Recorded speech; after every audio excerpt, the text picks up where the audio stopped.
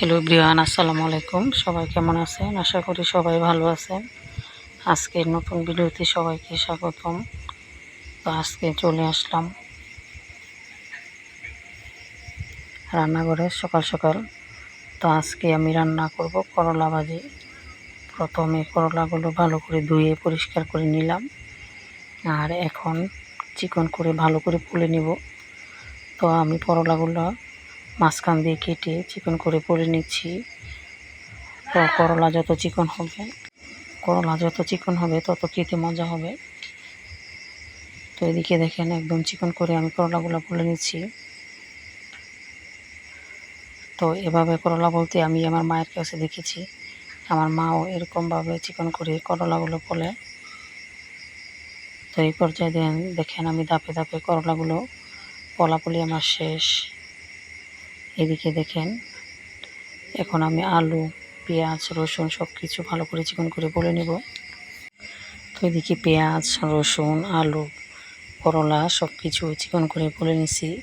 তো আজকে কাঁচামরিচ নাই, তো তার জন্য আজকে আমি শুকনা মরিচ দিয়ে করলা ভাজি করব। তো করলা ভাজির জন্য আমি শুকনা মরিচ রেডি করেছি। তো এদিকে দেখেন কড়াইতে শুকনো মরিচটা আগে ভালো করে ভেজে নিব।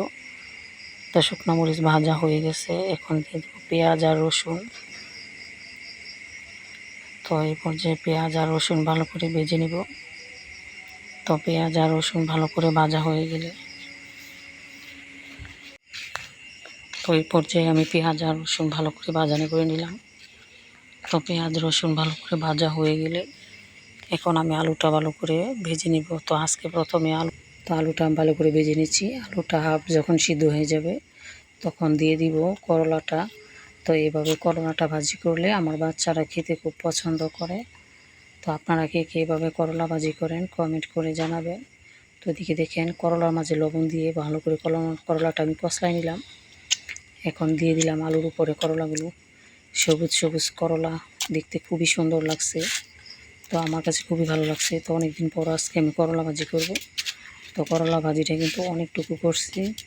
তো আমি জানি যেহেতু এভাবে ভাজি করলে এক নিমিষে আমার ঘরের ভাজিটা শেষ হয়ে যাবে। আর আজকে সকালে নাস্তায় শুধু খালি করলা ভাজি। তো এদিকে দেখেন ফাইনালি আমার করলা ভাজা করা শেষ। তো আমার মেয়ে পাগল হয়ে গেছে যে এখনও হয় না কেন, কোন সময় খাবো। তো আমি বলতেছি প্লেটে ভাত নিয়ে আসো। তো সে ভাত নিয়ে আসছে। আর এদিকে দেখেন আমি শুকনো মরিচ সাথে নিয়েছি, নাগা মরিচ প্লাস করলা ভাজির মাঝে শুকনো মরিচ দিয়ে এভাবে খাওয়া শুরু করলাম। তো কামরাঙ্গা মরিচটা ভেঙে হাতের মাঝে একটু নিয়ে তারপর নলার সাথে মিশিয়ে খেতে কিন্তু অনেক মজা। এটার গন্ধে কিন্তু ভাত খাওয়া যায় প্রচুর। আমার কাছে এইভাবে করলা তিতা দিয়ে নাগামরিচ দিয়ে খেতে খুবই ভালো লাগে। তো আজকের খাওয়া দাওয়াটা আমার কাছে অনেক ভালো লাগলো। আপনাদের কেমন লাগলো কমেন্ট করে